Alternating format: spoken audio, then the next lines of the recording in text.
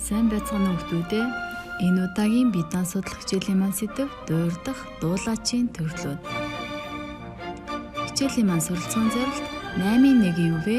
Дуурдах дуулаачийн төрлүүдийг сонсоод ялган таних үүргийг тайлбарлах.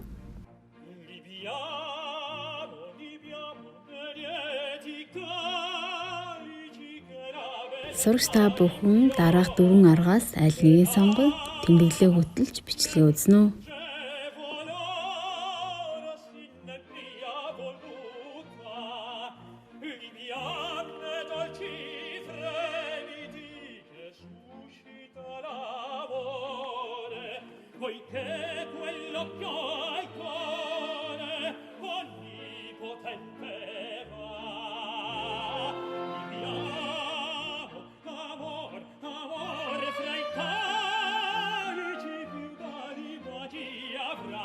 Дуур нь урлагийн бүхий л төрлийг өөртөө нэгтгэсэн нийлмэл төрөл юм.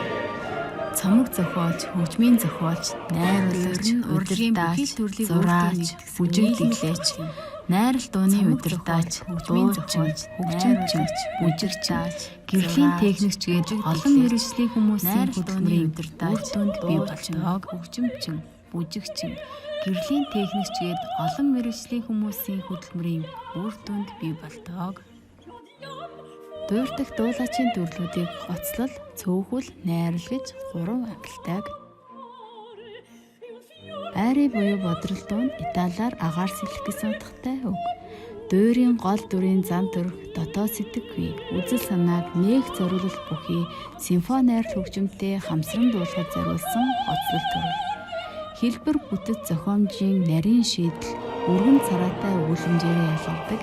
Бие даасан энэ төрөл нь дуурийн амин сүнс болох бөгөөд дуучнаас хоолойн чадал чансаа жүжиглэх нарийн ур дүг шаардлагаараа үндэслэдэг.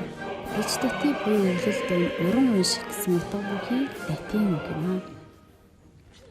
Ахуй хэрэглээний яриа хэллэгийг аялга хэмнэлд оруулсан дуулаачийн энэ төрөл нь дуурийн үйл явдлыг бүрнүүлэх гол хөшүүргийн үүргийг гүйцэтгэдэг. Үглэл дууг хөгжмийн хамсраатай, хамсраагүй, зөвхөн даралдат хөгжимтэй гэж хамжилдаг байна.